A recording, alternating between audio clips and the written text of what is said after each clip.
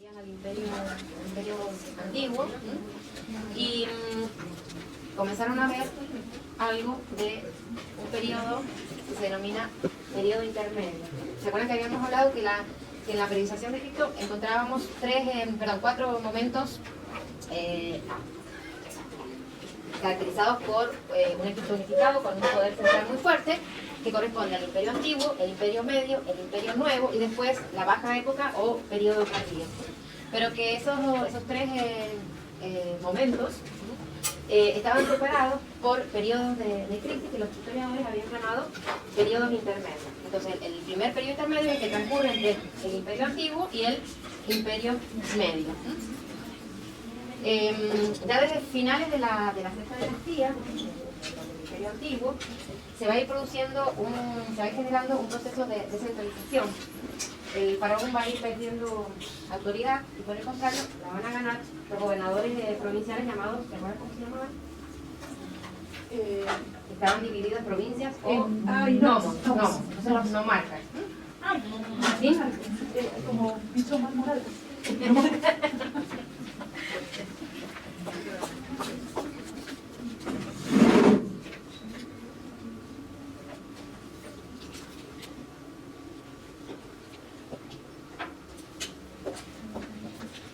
Entonces parte de las funciones que cumplía el faraón las van a cumplir estos gobernadores. Esto va a generar, ¿no es cierto?, que todos los recursos que antes se enviaban a la capital, ¿cuál era la capital del imperio antiguo?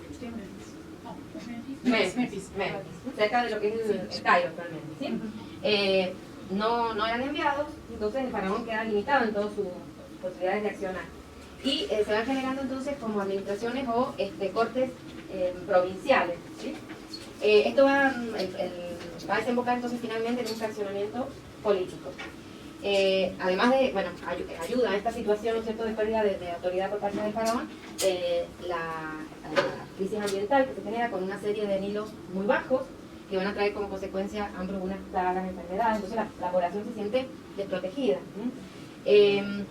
Y van a ir surgiendo, debido a que algunas ciudades del sur, fundamentalmente Tebas, va a ir ganando importancia, va a ir surgiendo, va a tener entonces importancia la divinidad propia de esa región, que es Amón, y que después lo vamos a ver asociado a Ra, Amón Ra.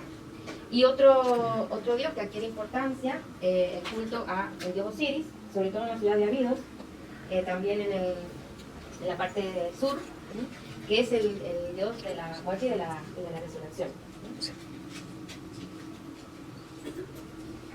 Bueno, este esquema nos sirve para ver precisamente ese fraccionamiento político, cómo hay una superposición de dinastías cuyo poder se localiza en torno a ciertas ciudades, ¿sí?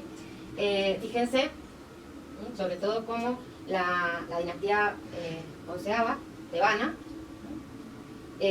gobierna en forma paralela a la dinastía 9 y a la dinastía 10. Es decir, que no hay una única autoridad. Esto lo podemos ver claramente en el mapa, donde además de Memphis, pero cuyo poder se localiza sobre todo en la parte del norte, van surgiendo entonces otros poderes importantes que compiten, como es en torno a la ciudad de Hieracómpolis al sur, Tinis y Tebas. Finalmente van a ser los príncipes tebanos los que van primero a lograr unificar toda la parte sur, ¿sí? Y finalmente van a conquistar todo el territorio. Por eso, si volvemos al gráfico anterior, cuando vemos la línea que corresponde a la onceava dinastía, vemos que aproximadamente a mediados de la onceava dinastía ya Egipto va a quedar unificado por la figura del rey Mentuhotep II. Claro, primero lucha contra los gobernantes del sur, que están disputándose a ver quién se queda con el poder, y luego avanza hacia el norte y unifica Egipto, dando entonces inicio a lo que se conoce como Imperio Medio.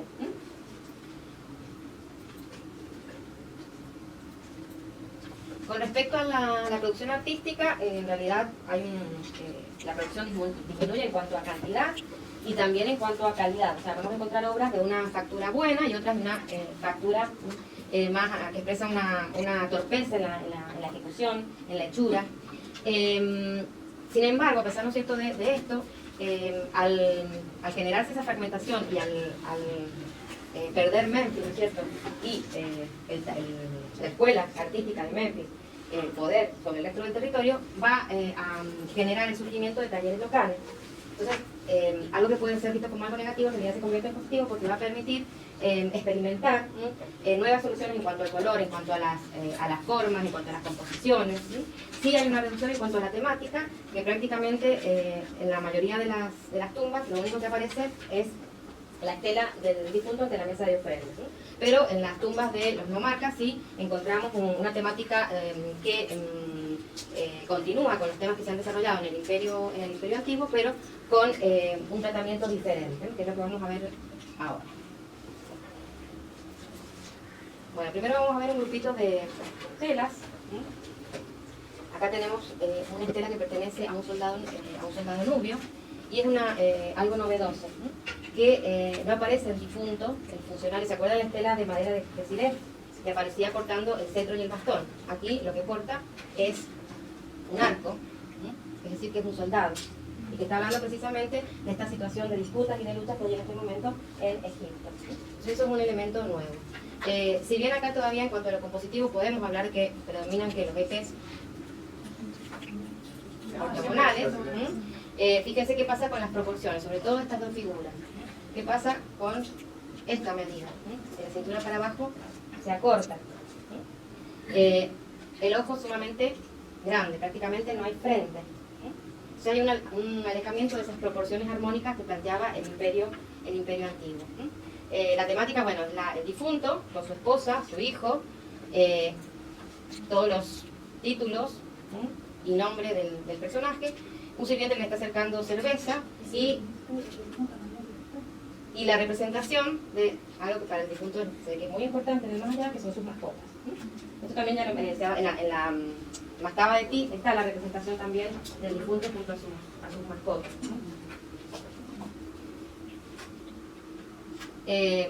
Aparece una caracterización de este extranjero a través de la coloración de la piel, que es más oscura que la del hombre egipcio, y también por la vestimenta y la barba. Acá tenemos otra estela, nuevamente la representación entonces del difunto con su esposa, que es también un nubio. Y acá, ¿qué pasa con las proporciones? Se han acortado. También, fíjense cómo en este caso el perfil de las dos figuras es un perfil muy quebrado. Fíjense la colocación de la oreja. Y nuevamente, sí. ¿Sigue la convención del color diferente para el hombre y la mujer? Sí, en general sí, se mantiene. Y nuevamente el tema del hombre que está armado.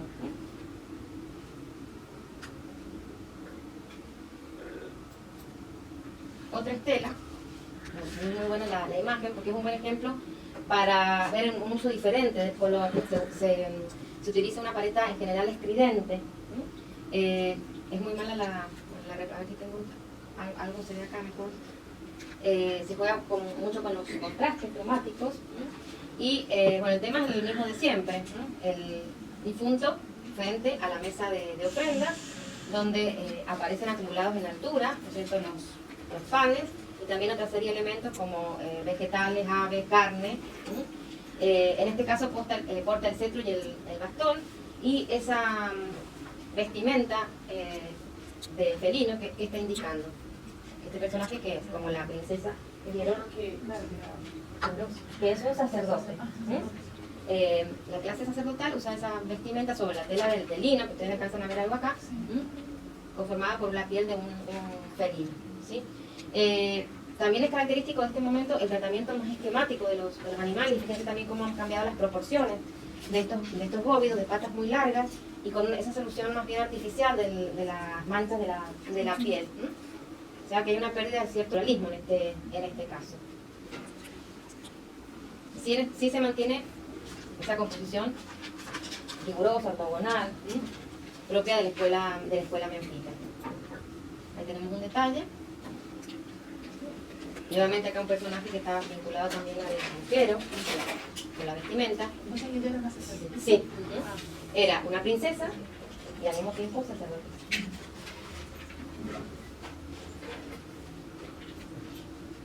También acá podemos ver esa nueva paleta que aparece, Y en este caso son los dos esposos enfrentados, que están ante la mesa de ofrendas. Característico también acá el personaje es un sacerdote. Y fíjense también cómo se manejan otras proporciones diferentes a las del antiguo imperio. En este caso hay un alargamiento de los miembros, sobre todo de los miembros inferiores. Y este tema de la esposa que está sosteniendo la flor de loto, oliendo la flor de loto, es un tema tradicional, porque la flor de loto está vinculada a qué. Pero además, ¿qué pasa con, no al sur, pero qué pasa con, qué pasa con la flor de loto? ¿Cómo se comporta la flor de loto? Tiene que ver con que la flor de loto crece sobre el agua. ¿Y qué pasa cuándo aparece? ¿En qué hora del día? ¿Cuándo se abre? En la mañana. En la mañana, entonces es un símbolo solar, y en la noche eso tiene que ver con el renacimiento, ¿sí? Entonces es una temática frecuente. ¿Todos los que estamos viendo son de la misma época? Sí, son todas del periodo, primer periodo interno. Entonces, los cánones son como uno... Porque hemos hablado de distintas escuelas, ¿no? Ah, son Entonces, escuelas. Claro, distintos talleres, ¿no? Entonces quedan soluciones diferentes. En los casos anteriores hemos visto proporciones muy cortas, ¿no? En este caso, lo contrario. ¿Sí? ¿Y la proporción en es corta? Habíamos hablado de 18... De esa. ¿Sí? A ver si tengo... Espérenme un minuto. Hecho. A ver si tengo algo acá.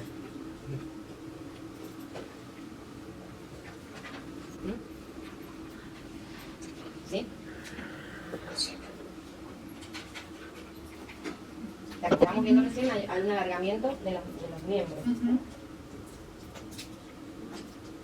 Ya que estamos, les muestro acá cómo es el uso de la cuadrícula para presentar el dibujo. Generalmente el dibujo está realizado primero con color rojo y después se hacen correcciones con color negro. Ahí, bueno, en este caso es un trabajo de bajo relieve, como también, como es un dios menor, no se traza enteramente la cuadrícula, sino que las líneas principales en rojo, ¿sí? Se dibuja la figura en rojo y después está un artista de mayor jerarquía, mayor estatus, que corrige. Esto es un original porque la tumba no se terminó de realizar, entonces queda inconclusa y nos permite ver precisamente cómo el proceso de producción. Y después ha sido, la siguiente figura, esta sí ha sido tallada, a partir de un dibujo previo como en esta. No.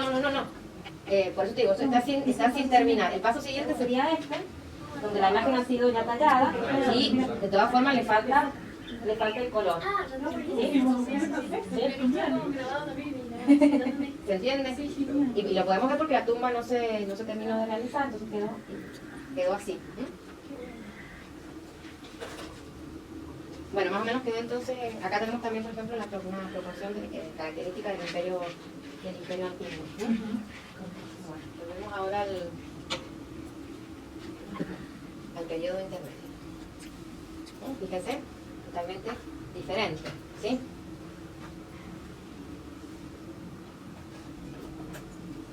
¿Qué pasa acá? Lo contrario, figuras de cabezas muy grandes, cuerpos pequeños. Y también es una estela donde aparece el difunto junto a su esposa y a sus hijas.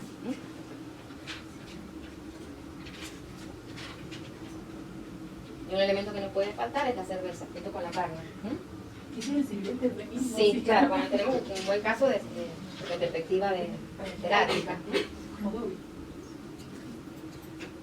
Bueno, y este es un buen ejemplo que nos permite ver cómo en este caso hay un alejamiento de esa composición rigurosa que proponía la escuela menfita. Simplemente los elementos están de acuerdo, y también podemos ver cómo hay una factura sumamente rápida en la realización de esta pintura. Y el ojo inmenso, ¿sí? Prácticamente ocupa todo el rostro. Bueno, vamos a ver ahora algunas pinturas de la tumba de un personaje Antifli, un nomarca de Moaya, en la parte de Egipto Medio.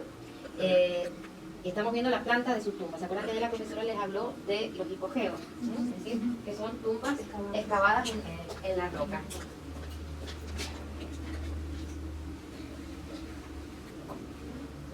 geo, tierra, hipo, debajo.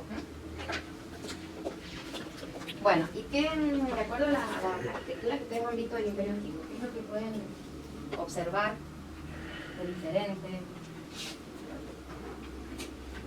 ¿Cómo es la planta?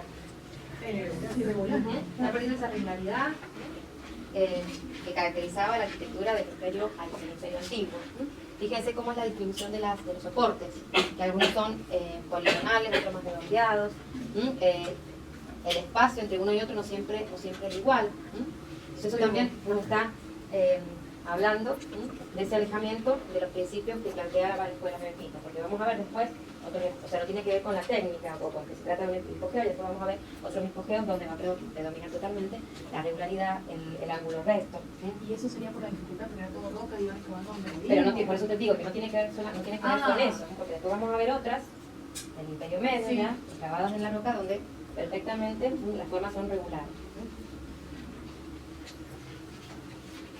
Bueno, estamos viendo distintas, una vista general de la tumba y uno de estos soportes. Fíjense cómo está trabajado en registros en este caso, y la temática en general es la temática tradicional que tiene que ver con la preparación de alimentos, de bebidas, es decir, todo lo que el difunto va a necesitar en el más allá.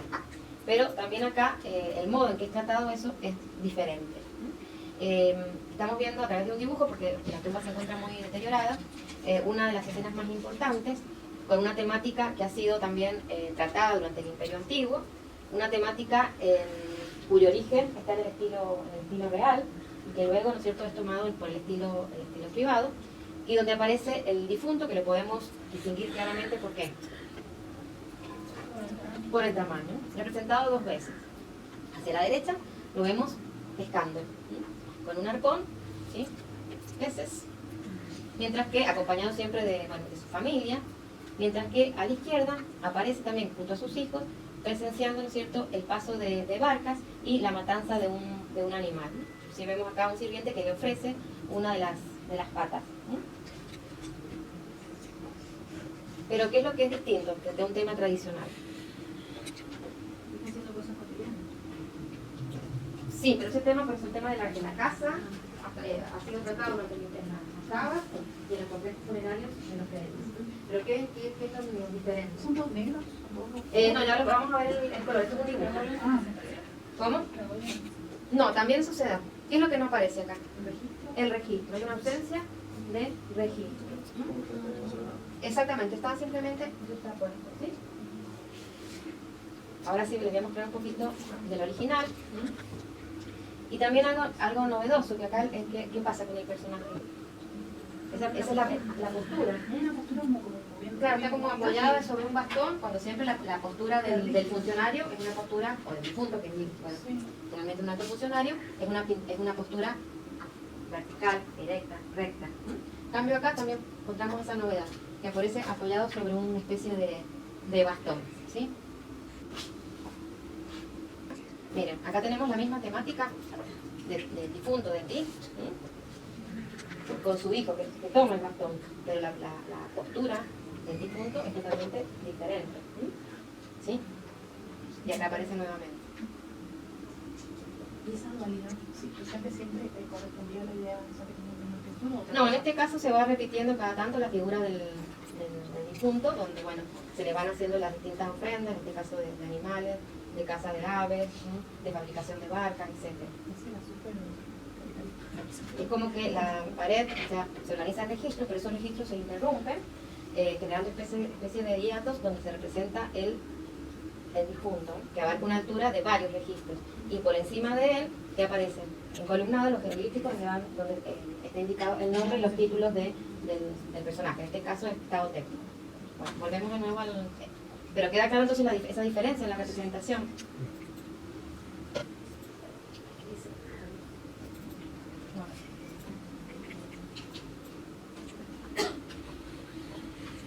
Bueno, entonces vemos que se ha perdido, por un lado, la línea de registro. Ahí tenemos un detalle del difunto cazando, pescando con arpón. Yo les decía que es un tema que es tomado del estilo real, ¿no? Y así, por ejemplo, vamos a ver al faraón Saurre del Imperio Antiguo, que aparece cazando en el desierto, pescando, cazando aves. ¿Y por qué esa representación del faraón haciendo esa acción? ¿Qué tiene que ver? Tiene que ver con esa representación de la lucha entre el orden y el caos, ¿no? El faraón manteniendo el orden, evitando que entren las fuerzas malignas por tierra, por aire, por agua, ¿sí? Y eso tomado después por el estilo privado, y los funcionarios entonces se van a representar realizando las mismas actividades que el faraón.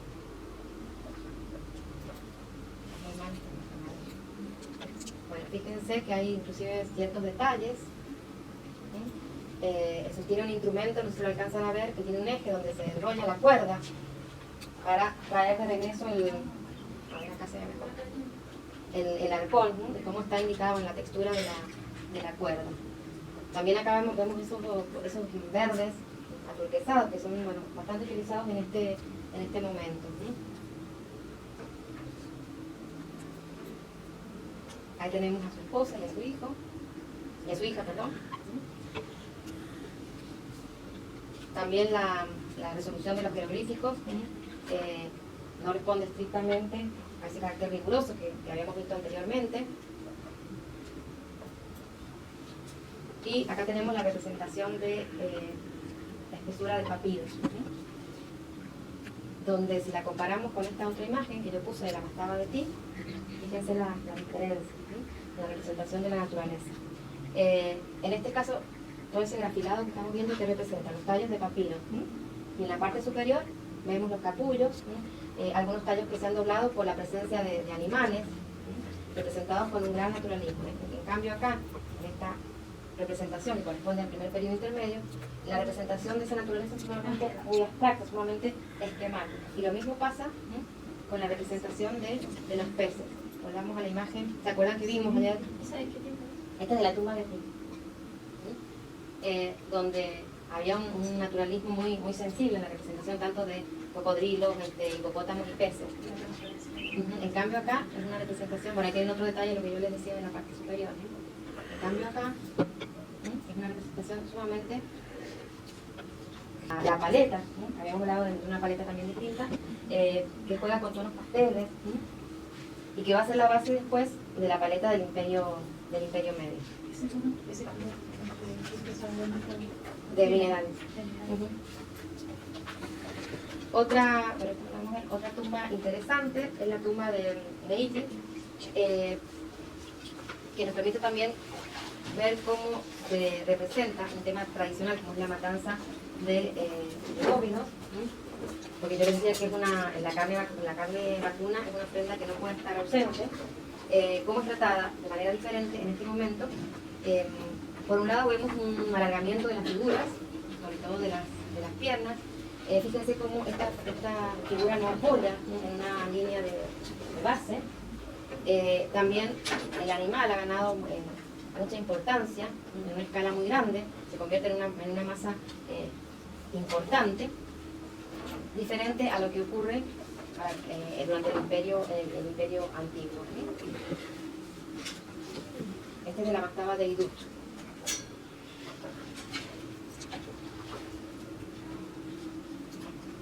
Y lo que yo les decía, también ese carácter artificial en la representación, ¿no es cierto?, de las manchas, del moteado del animal.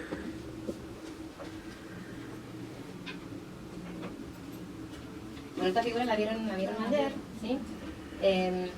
Ya a finales del Imperio Antiguo se van a colocar en las tumbas una serie de figuritas que se las conoce como estatuillas de sirvientes.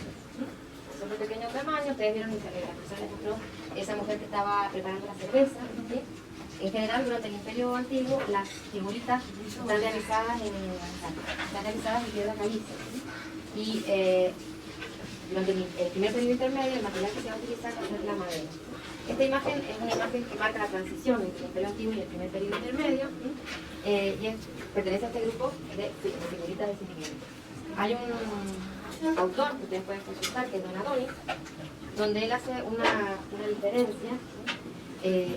Entre aquellas esculturas como puede ser la de Gefrén, que vieron ustedes, o la del enano Zenef y su familia, donde dice que esa figura tiene por destino ser alguien, o sea, representan a alguien. En cambio, estas otras figuritas, las demás figuritas de sirvientes, dice el autor, el destino es hacer algo. Y esa diferencia de función implica también una concepción escultórica diferente.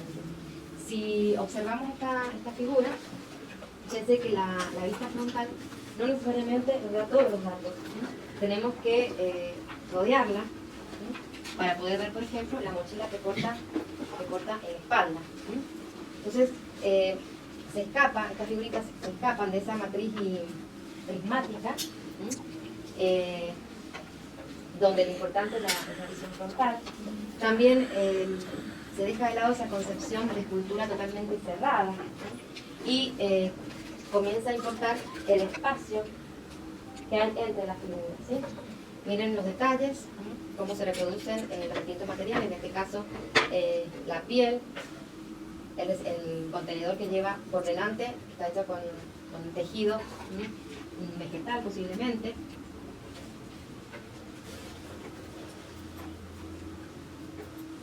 Y acá tenemos también otra figura, fíjense que el tamaño es reducido, también realizada en madera, y nuevamente es una figura que hay que rodearla para comprenderla totalmente. Es una figura de acción, entonces también incluye el tiempo, mientras que las otras figuras, las que podemos decir que son retratos, son figuras atemporales. Y otra cosa importante en esta figura es que está en un lugar concreto. Fíjense que el personaje es un labrador y está cavando una tierra fangosa, entonces sus pies están hundidos en ese barro. Entonces hay también una referencia a un espacio concreto.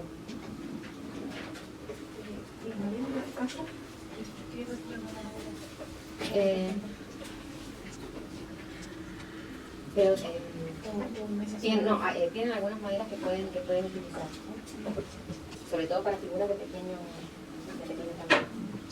Acá tenemos también otro grupo, estas figuras de sirvientes, son portadoras de ofrenda y fíjense cómo están ordenadas en un ritmo decreciente. Es decir, que tampoco acá lo importante es la visión frontal, porque si yo las miro de frente solamente voy a ver una sola figura. La primera que me va a tapar por su mayor tamaño, las de atrás. Entonces, esto nos está diciendo que el supuesto espectador, porque en realidad estas figuras no solamente es para ser vistas por humanos, tiene que moverse. Y aparece la representación de 3 figuras, porque para el egipcio el plural es de 3. Entonces, a la vez 3 figuras que está diciendo. Exactamente, que va a haber una abundancia de ofrendas, que al difunto nunca le van a faltar estas ofrendas. Esas ofrendas que ese punto de ofrendar eran para que lo utilizaran en la otra vida. En la otra vida, claro. Que ayer lo hablamos, que la otra vida ya se imagina muy similar a la vida terrena. Entonces, todo lo que el difunto utiliza o quiere en esta tierra, en esta vida, quiero decir, la va a representar para tenerla y poseerla en el más allá. Estas figuritas vienen a sustituir a las pinturas. Fíjense, esta es la tumba de un general. Entonces, en el más allá, ¿qué va a necesitar el general? Un ejército.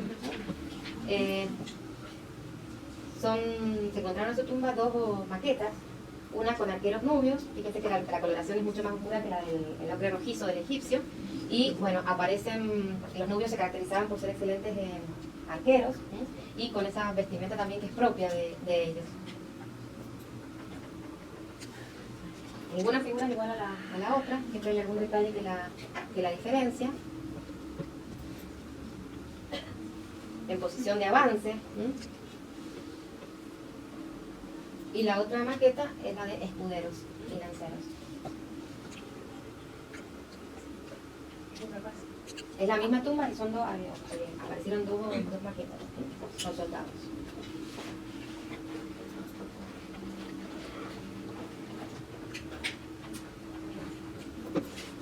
¿Esta ya la vieron? Así que no la... Sí.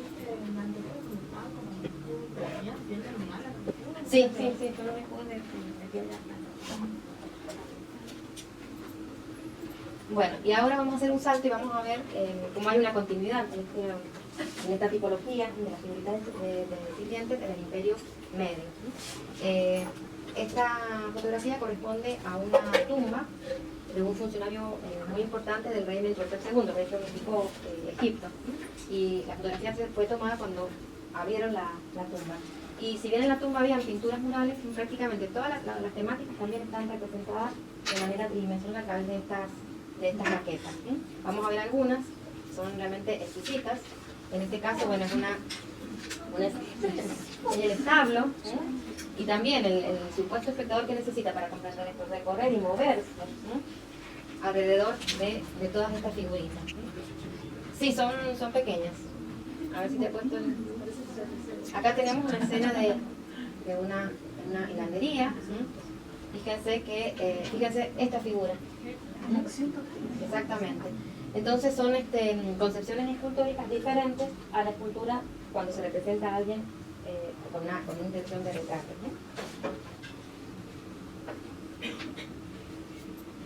Acá una escena de carpintería. Ahí tienen más o menos una de las medidas de estas figuras. Sí. Madera pintada.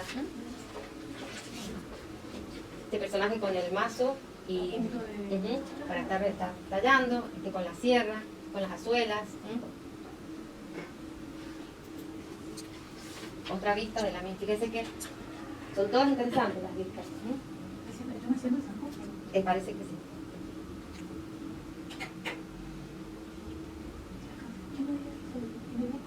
Sí, no sé qué. Bueno, y acá una escena de panadería, del pan y la cerveza, en los distintos momentos, en la molienda, el amasado, la preparación de los recipientes.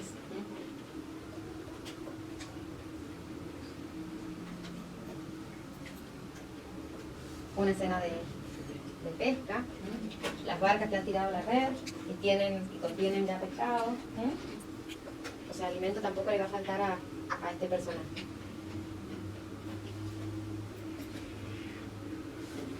Y también de la misma tumba tenemos la inspección del ganado, el ganado que es presentado ante el dueño y estos personajes que están sentados en el suelo, que son los escribas, que están llevando la contabilidad del ganado.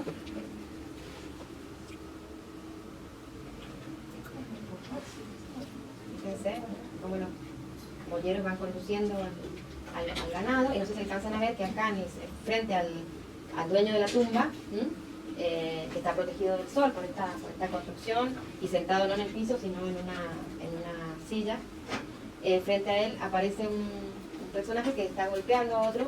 Este es un tema también que aparece en las pinturas, posiblemente porque no ha desempeñado bien su trabajo, ¿no?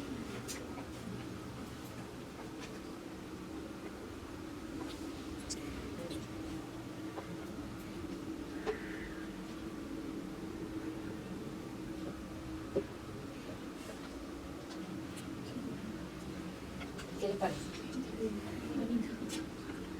Bueno, hacemos un recreito y empezamos con el partido, ¿cierto?, de la acción de los príncipes de Vano. Egipto va a quedar nuevamente unificado, dando inicio a lo que se denomina el Imperio Medio, que abarca desde la dinastía 11 a la dinastía 13. ¿Sí? Ahí tenemos los reyes de las dos dinastías.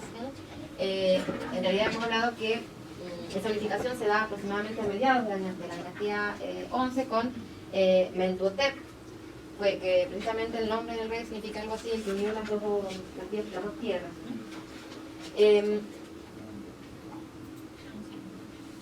Egipto durante el Imperio Medio va a extender sus fronteras, sobre todo hacia el sur. Fíjense que con la coloración roja tenemos marcado el territorio que corresponde al Imperio Antiguo, con verde, al Imperio Medio, y después la máxima extensión va a ser durante el Imperio Nuevo. Prácticamente en este momento, entonces, hacia el sur se va a extender hasta la segunda catarata. Con respecto a la capital, va a ser Tebas, durante la dinastía 11, y después los faraones de la dinastía 12 van a llevar la capital al norte, cerca de Memphis. La capital se llama Ititawi. Sin embargo, este va a ser siempre, durante todo el Imperio Medio, un centro político y por lo tanto cultural y artístico muy importante, donde se va a desarrollar toda una escuela artística. Es una época donde los faraones van a desarrollar el comercio exterior, lo que va a permitir el contacto con ideas, con temáticas, con otras culturas, fundamentalmente con la zona del Egeo, con Creta y con Mesopotamia. Aproximadamente corresponde a la época de los reinos rivales, de la Babilonia de Hammurabi.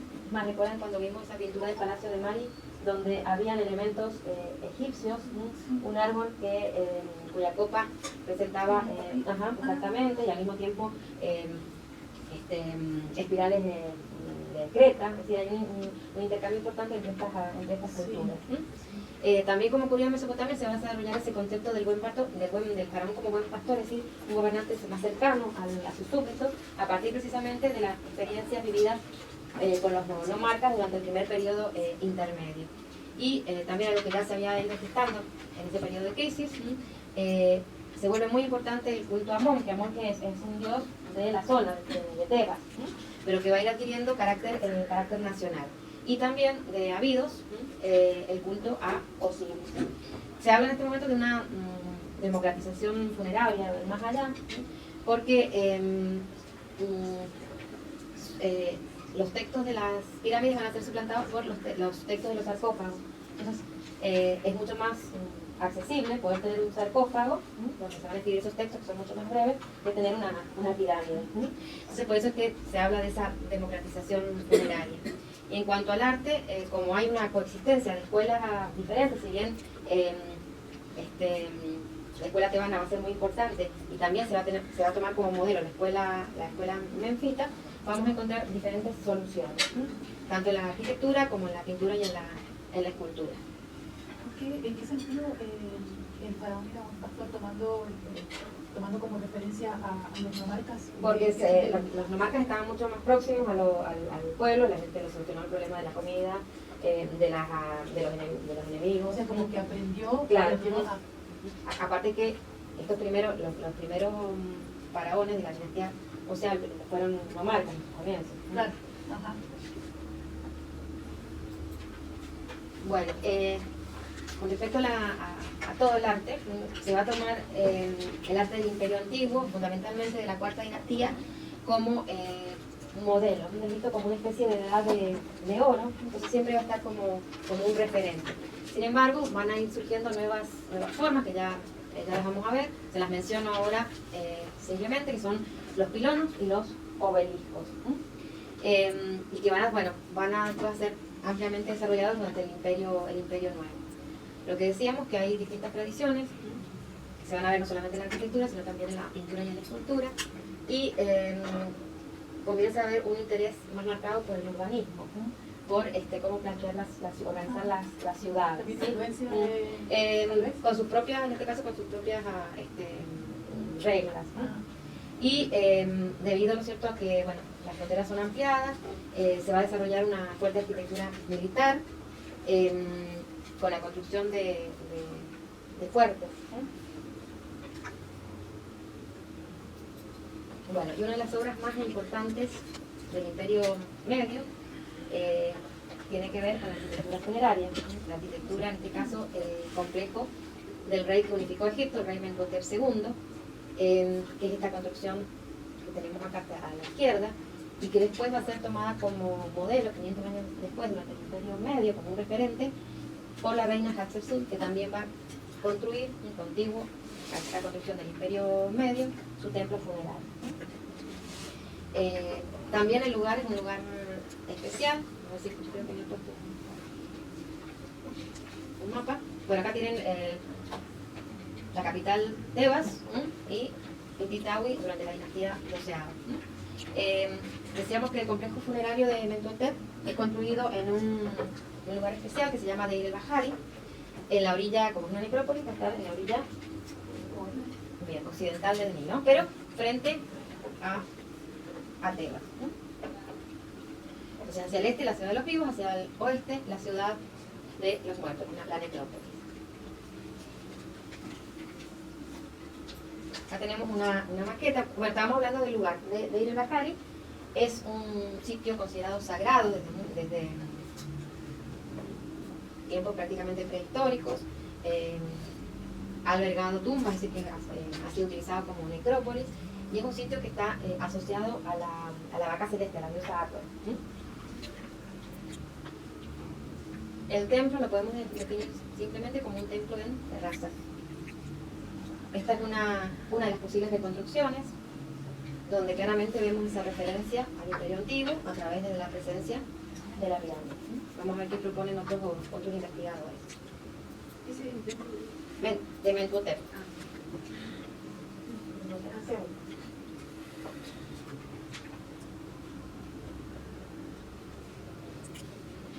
Es el lugar en donde cuando he encontrado acá sí, pero el tiene que más así, es el lugar más grande, digamos, de ir a bajar está lo.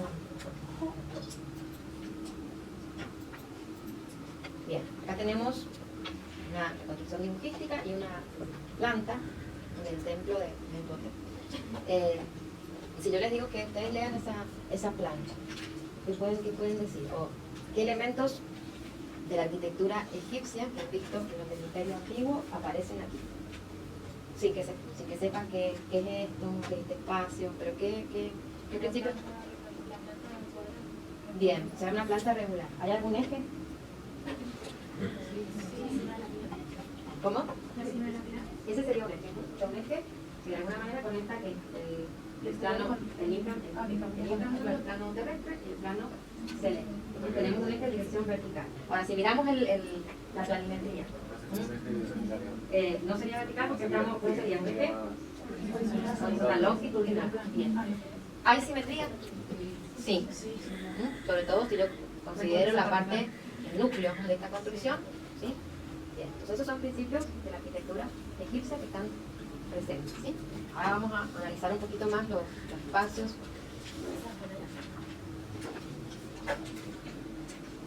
Fíjense, esta construcción está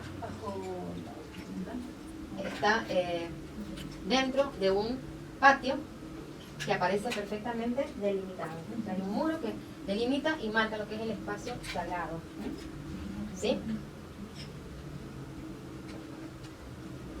Tenemos entonces un patio en forma de que sería el primer nivel de la primera terraza. Estamos viendo acá. Una segunda terraza de planta rectangular, aunque aproximada más cercana a un cuadrado. Esa terraza aparece definida en su fachada por pórticos que aparecen interrumpidos en la parte central, es decir, aparece acá ya el eje marcado, materializado, mediante una rampa que permite el acceso a otro nivel, a una tercera terraza, ¿sí? Que está definida en sus tres lados por también pórticos, con doble hilera de soportes. Y coincidiendo en eje con esa rampa, una puerta que permite ingresar a un deambulatorio. También con hileras de soportes. Ese deambulatorio rodea una construcción de planta cuadrada, maciza, totalmente maciza, que, según la primera interpretación, está coronada por una pirámide. Entonces ahí tenemos ese eje longitudinal, pero también, como decía, en el alzado, un eje que nos lleva hacia arriba. A continuación de este primer bloque, aparece un patio porticado que conecta con una construcción que es característica de la arquitectura egipcia y que encontramos modelos de los tiempos predinásticos realizados en madera, que se llama sala hipóstila. Creo que no sé si la profesora se los mencionó. ¿Qué es una sala hipóstila? Es una sala llena de columnas.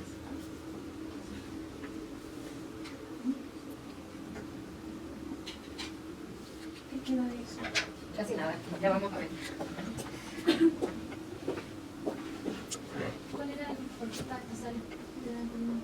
Tenemos el patio rodeado de columnas que conecta con esa sala, que tiene que ver precisamente con también algo que la profesora les explicó, que de alguna manera, y que plantea Warren de esa versión del egipcio por los grandes espacios.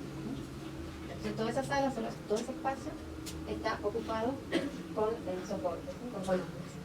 Y Sí, los soportes tienen una función arquitectónica o sí, decorativa. no, tiene. Fíjense, si vemos acá, tenemos el patio, ya esa sala hipóstila ha sido excavada en la roca y se conecta a una capilla donde se realiza el culto al rey y al dios Amón. Hablábamos de la confluencia de tradiciones tebanas y tradiciones antiguas. Más allá de la presencia o no de esa pirámide, este templo funerario de alguna manera también responde a esa organización tripartita que se da en las pirámides del complejo funerario de Giza, ¿sí? Con un templo de acogida en la zona del valle, una calzada, que en este caso es descubierta. No sé si tengo que ver alguna imagen.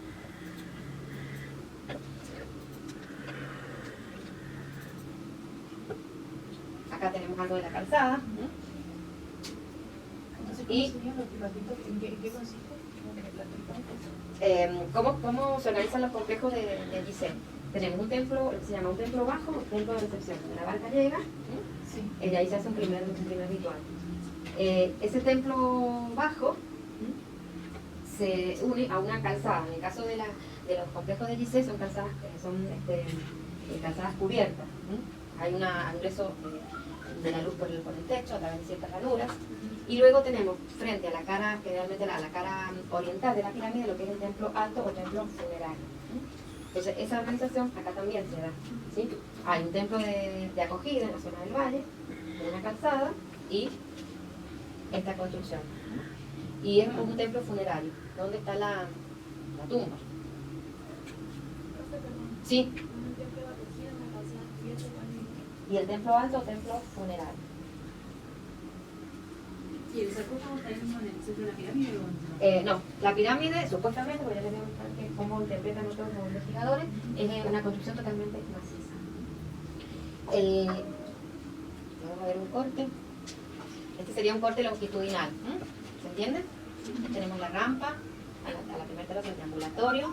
Acá estaría este núcleo compacto coronado por la pirámide, el patio, y en el patio, que en el plano está marcado acá, hay un pasadizo, ¿sí? Que conduce a la tumba que se encuentra excavada en la roca. Volvemos al corte, aquí está, ¿sí?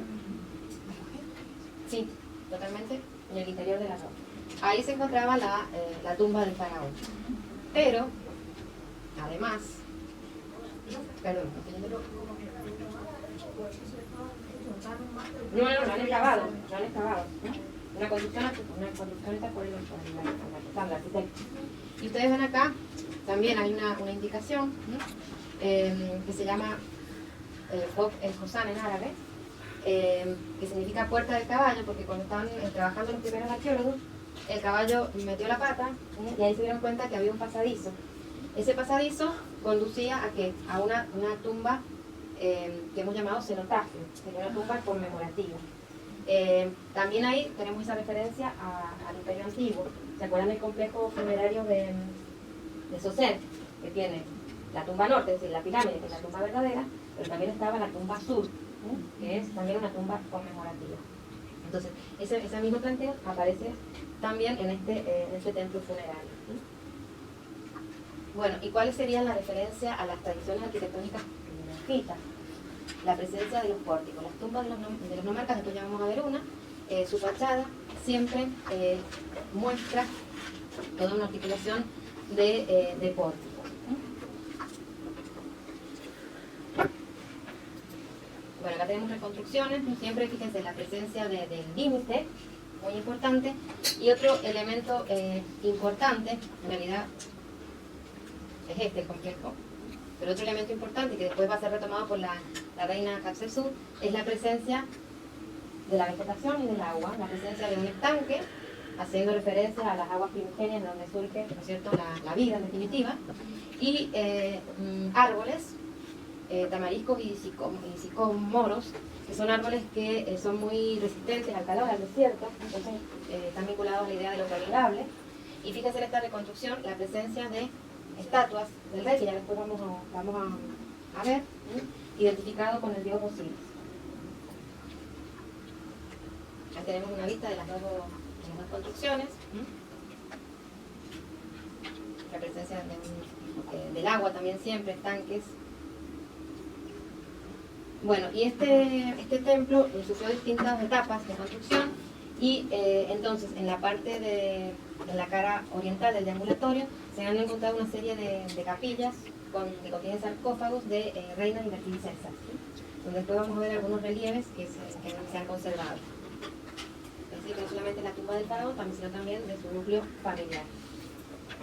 Este dibujo es interesante porque nos permite ver ese juego de horizontales y de verticales, y esa alternancia de vanos y de masa que va generando juegos de luces y de sombras. Y fíjense cómo esas líneas horizontales, de alguna manera, se reproducen en el paisaje. Entonces hay una integración de la arquitectura al paisaje.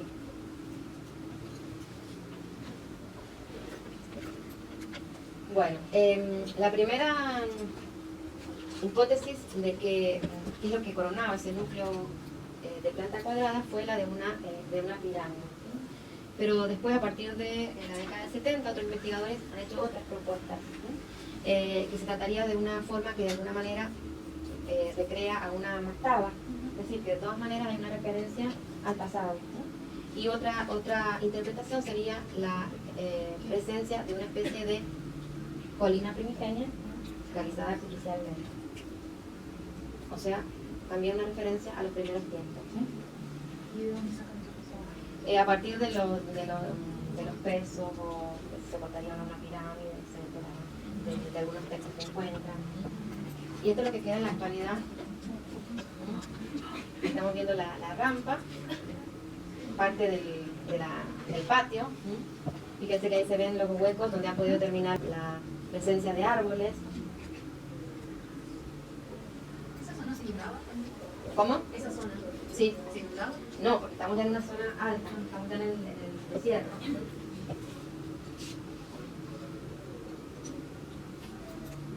Y esto no lo vamos a ver, pero es solamente para comentarles cómo la arquitectura del Imperio Antiguo sigue estando presente. Los faraones de la dinastía 12 van a ser enterrados en necrópolis que se encuentran en el norte, frente a la capital, a Ititawi. Una de esas necrópolis es el Lis, y la forma que van a elegir va a ser la forma piramidal. Es decir, también esa referencia al Imperio Antiguo, muy clara en este caso. Lo que cambia es el modo constructivo y los materiales. El núcleo va a ser hecho en adobe, lo que hace que estas pirámides, la mayoría, estén muy erosionadas.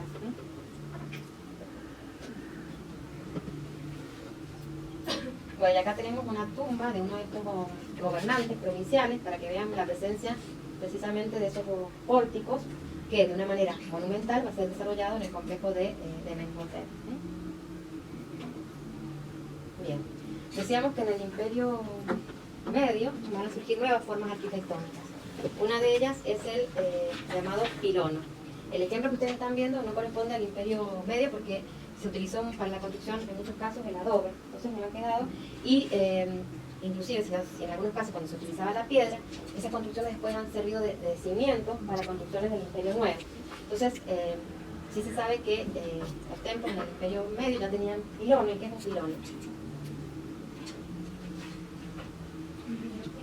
Es el ingreso al templo, en forma de donde la puerta aparece flanqueada por dos grandes torres. Que tienen, entonces, el ingreso a los templos tiene un carácter de fortaleza. También es importante para indicar el límite, la separación entre el espacio sagrado y el espacio cotidiano. Las paredes tienen forma de talud, están inclinadas, y terminan, es característico que terminen esta moldura semicilíndrica que se llama de gola.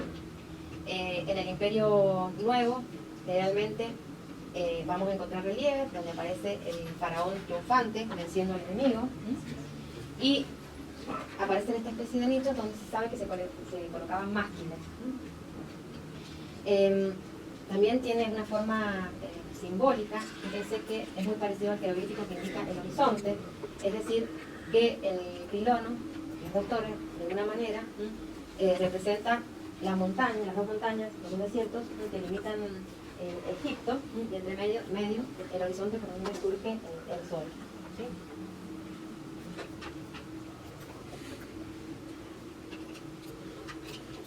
Otra forma que surge en el Imperio Medio es el obelisco, ¿no? En realidad hay un antecedente en los templos solares, ¿no? Las proporciones que acá se manejan son diferentes. El obelisco es un símbolo solar. Este sí es del Imperio Medio, se han encontrado uno solo. Durante el Imperio Nuevo en general se van a colocar de a pares delante de los pilones, ¿sí? Y también sirven para conectar, ¿no es cierto?, tierra y cielo. Otra construcción interesante del Imperio Medio es la llamada Capilla Blanca del faraón Sesostris I, en un sitio que va a ser muy importante, sobre todo en el Imperio Nuevo, que es Karnak, que es parte de la ciudad de Tebas y que va a estar dedicado al culto del dios Amón. Las primeras construcciones surgen entonces en el Imperio Medio. Esta capilla fue desmontada y sirvió de cimiento creo que al tercer pilono del templo de Karnak, cuando los arqueólogos trabajaron, volvieron a montarla. Está hecha en una caliza blanca, es una construcción muy simple, de planta cuadrada, donde pilares cuadrados o de planta rectangular, donde en una plataforma se colocaba la barca, es decir, que es una capilla que indicaba una de las paradas de las procesiones, o bien se depositaba la barca o la estatua del dios.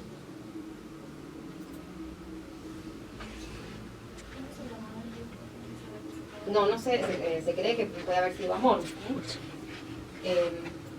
Ahí tiene precisamente ese basamento donde se reposaba la barca o la estatua del dios. Es una construcción. ¿Qué sistema arquitectónico? Que lo hemos visto en la prehistoria. Elementos verticales que sugieren un elemento horizontal. ¿Cómo se llama? Cilíndrico o arquitravado. ¿Sí? Que sería en su forma, digamos, como más simple en el dolmen. ¿Sí? Bueno, y después vamos a ver imágenes, todos los muros, los pilares están recubiertos con relieves. Profe, ¿eso Sí. quedó así o es una reconstrucción? Lo que yo les decía, que en el Imperio Nuevo fue desmontado, y después cuando hicieron un estudio de Karnak, que es un templo donde todos los faraones del Imperio Nuevo en adelante van a realizar construcciones, lo encontraron desarmado y lo volvieron a armar. Se alcanzan a ver algo de coloración en la cornisa. Es característica esta terminación de esta moldura en forma semicircular y después una moldura cóncava. Bueno, y lo que les decía es simplemente para mostrar la construcción de fortaleza, sobre todo en la frontera sur. ¿Sí? Sí. Y vemos un tratamiento muy potente, trabajado con entrantes y salientes. A ver, acá. Khafre's Valley Temple, site of the ritual funerary ceremonies for the deceased king, is similar in many ways to the front portions of this pyramid temple, just east of the pyramid. Ahí tenemos. La procesión viene desde el este, ¿sí? Con el cuerpo del faraón en la barca, y es recibida en lo que se llama el templo bajo o templo del valle, que conecta con una calzada a esta construcción, que es el templo alto o templo funerario, construido delante de la cara oriental de la pirámide. Itself. Pero no es esto, Built of gigantic limestone blocks that were cased with red granite from Aswan, the temple looked eastwards to the quay or harbor of the Neckshore. It was connected by two ramps leading from the water westwards to the two temple entrances. Two tunnels are cut under these ramps on a north-south axis. The ramps take us to the temple's east facade, where a pair of crouching sphinx statues, possibly dated later to the New Kingdom, flanked both of the massive doorways. The entrances connect to a north-south corridor or vestibule with white alabaster floor and walls cased in red granite. It was here in 1860 that French Egyptologist Auguste Mariette, the founder of the Egyptian Antiquity Service, discovered the famous seated statue of Khafre, one of the great masterpieces of Egyptian sculpture. It lay buried in the north end of this corridor. Further inside the temple, a large pillared hall takes the form of the letter T, with 16 single-block granite pillars. Narrow slits towards the tops of the walls provided the only source of light, creating a very dramatic setting. 23 rectangular statue emplacements for statues of the king line the walls.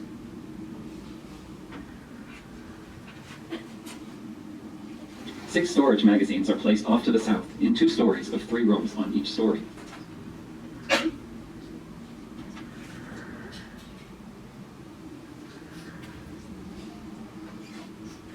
To the northwest is the connection to the causeway, an additional chamber of unknown purpose, and a stairway to the roof.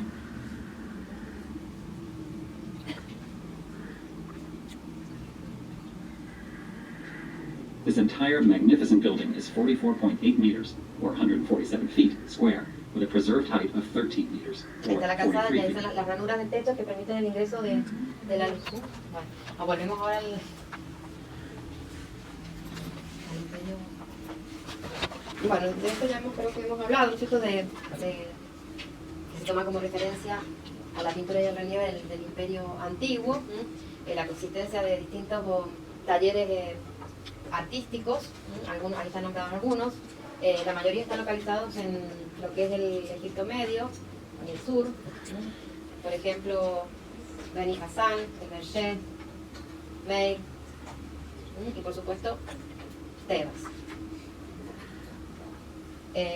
Hemos hablado de ese contacto con otras culturas y aparecen los mismos temas pero tratados de una manera diferente, o sea, temas tradicionales, temas que provienen del Imperio Antiguo, y surgen también temáticas nuevas, como por ejemplo la peregrinación a Abidos, que es la ciudad de Osiris.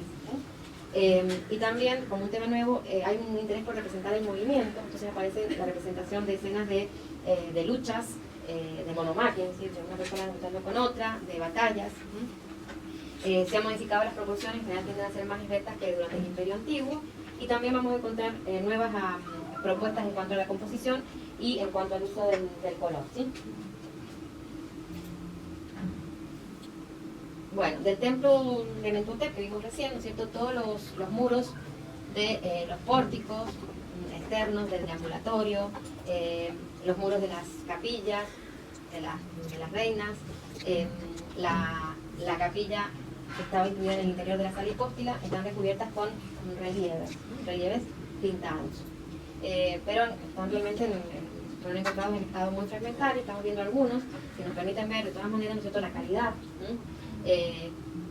Acá vemos unos detalles donde vemos las flores de papiro y aves, el uso de complementario, una escena donde supuestamente el rey ha batido enemigos, entonces están cayendo. Este detalle nos permite ver precisamente ese alargamiento en las proporciones. Otro detalle, fíjense que es un relieve muy delicado. Vemos acá algunos fragmentos de la representación característica de la bóveda celeste, con esas estrellas de cinco puntas. Finalmente se pintan de amarillo y algo se ve de la coloración azul del cielo.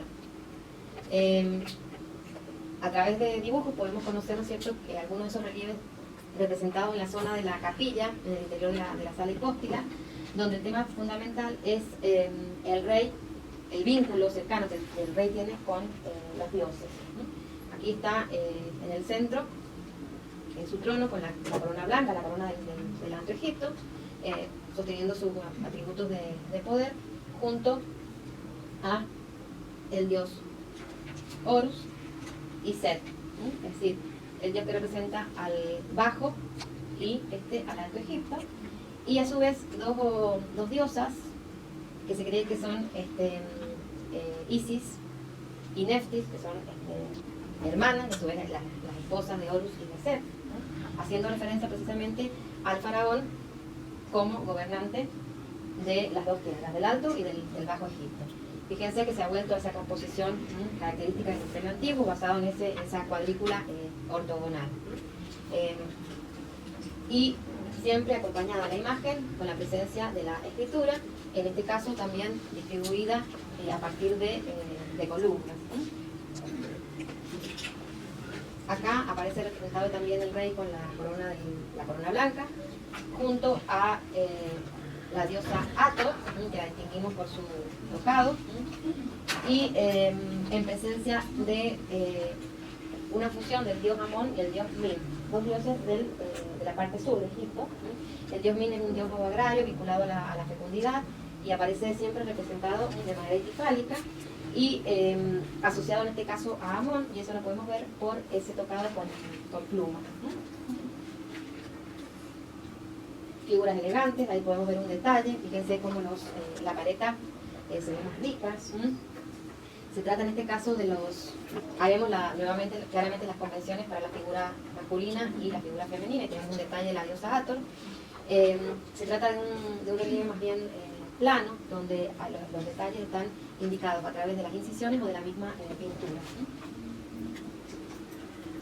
En otro sector de la misma capilla y en dos registros aparece representado el faraón, en este caso con la corona roja, y abrazando a una figura que es idéntica a él, es decir, la representación del faraón y de su Ka.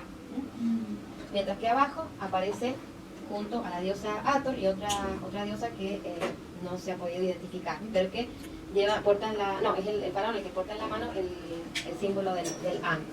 La diosa lo abraza, es decir, que hace referencia precisamente a esa cercanía entre el dios y las divinidades. ¿Qué es el símbolo del An? Ya lo vemos en otra imagen mejor, el signo de la vida. Ahí tenemos un detalle. Las figuras que destacan sobre un fondo blanco, y de la zona de las capillas donde están enterradas las reinas, vamos a ver algunos fragmentos. En este caso el relieve es diferente, tiene mayor realce, pero siempre hablamos de un bajo relieve, y las formas tienen una cara más redondeada, es decir, que han intervenido artistas formados en distintos talleres. Vamos a ver un detalle de uno de los sarcófagos de la reina Kawit en este caso. Es un sarcófago realizado en una piedra bastante dura que permite entonces muchos detalles. Hablamos de indudablemente podemos distinguir quién es la reina, está siendo atendida, y hay un juego de zonas planas con otras donde el detalle es sumamente minucioso. También un interés por la representación de los gestos, fíjense cómo toma ella el recipiente y cómo la persona que le está acicalando el cabello está dando un mechón, está trenzando un mechón, y a su vez hay un mechón por encima que está tomado con una alfiler, es decir, que hay una gran representación de detalles. Acá tenemos otra escena con las mismas características, esas proporciones alargadas de las figuras.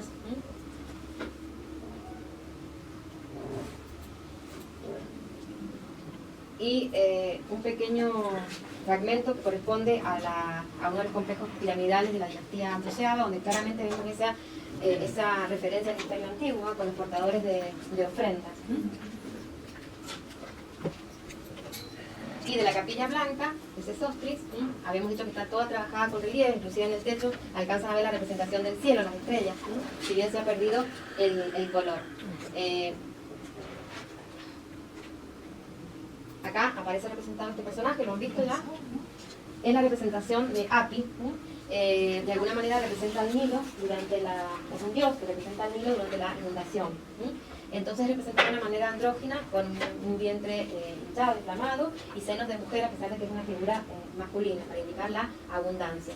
Generalmente, en este caso bueno, perdió el color, pero su cuerpo recibe una coloración azul o azul verdosa, en referencia a las aguas. Y está portando una estera que contiene recipientes, y de allí cuelga el símbolo, el Ankh, el símbolo de la vida, y acá aparece otro elemento que es el bastón Was, que representa el poder. ¿Cómo se llama? Api con H, y doble P e Y. Ajá. ¿Cómo? Ya lo vamos a ver en otra más claro, en otra representación, que es el que, a ver.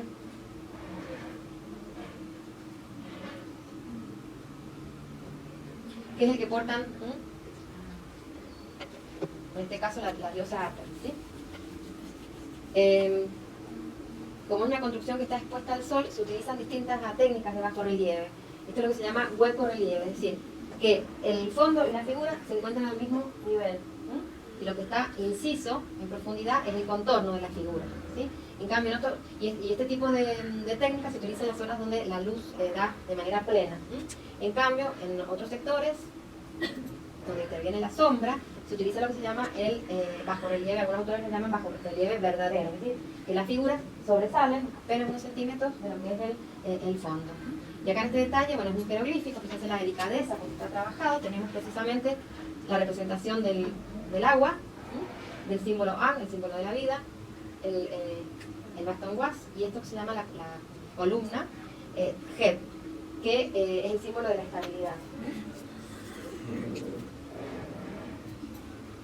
Y en la mayoría de los pilares aparece también el rey frente a algún dios, en este caso arrodillado, una postura que vimos también en una de las esculturas y que expresa precisamente la autoridad, haciendo una ofrenda ante el dios Amón, asociado con el dios Min.